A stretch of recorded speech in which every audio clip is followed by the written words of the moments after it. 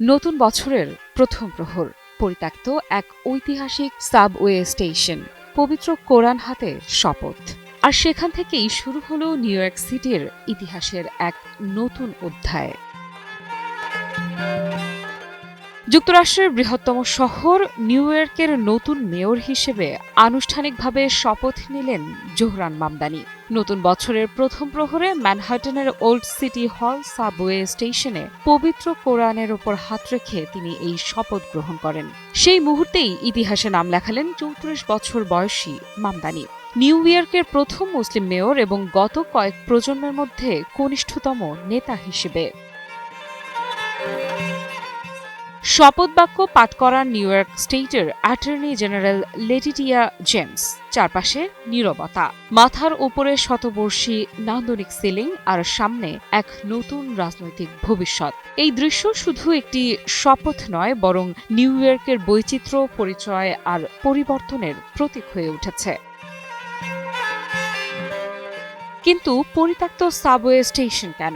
মামদানির transition team বলছে ১৯৪৫ সালে বন্ধ হয়ে যাওয়া এই স্টেশন নিউ ইয়র্কের শ্রমজীবী মানুষের ইতিহাসের প্রতিচ্ছবি, যারা প্রতিদিন শহরটিকে সচল রাখে অথচ আলোচনার কেন্দ্রবিন্দুতে খুব কমই আসে। এই জায়গা বেছে নেওয়ার মধ্যেই ছিল তার রাজনীতির বার্তা। জোহরান মামদানির গল্পটাও কম আকর্ষণীয় নয়। উগান্ডার কাম্পালায় জন্ম, বাবা বিশিষ্ট শিক্ষাবিদ মাহমুদ মামদানি, মা বিশ্বখ্যাত চলচ্চিত্র নির্মাতা মীরা নায়ার। মাত্র ৭ বছর বয়সে পরিবারের সঙ্গে নিউ ইয়র্কে আসা, ২০১৮ সালে অর্জন করেন মার্কিন নাগরিকত্ব, আর আজ সেই শহরেরই মেয়র। নিজেকে তিনি পরিচয় দেন ডেমোক্রেটিক সমাজতন্ত্রী হিসেবে। তার নির্বাচনী প্রচারণার মূল সুর ছিল একটাই, জীবনযাত্রার ব্যয় কমানো। ফ্রি বাস সার্ভিস, প্রায় ১০ লাখ ভাড়াটিয়া পরিবারের জন্য ভাড়া বৃদ্ধিতে স্থগিতাদেশ, সবার জন্য চাইল্ড কেয়ার, এমনকি নগর পরিচালিত গ্রোসারি স্টোর। এই প্রতিশ্রুতিগুলোই তাকে তরুণ ভোটার আর শ্রমজীবী মানুষের কাছে জনপ্রিয় করে তোলে।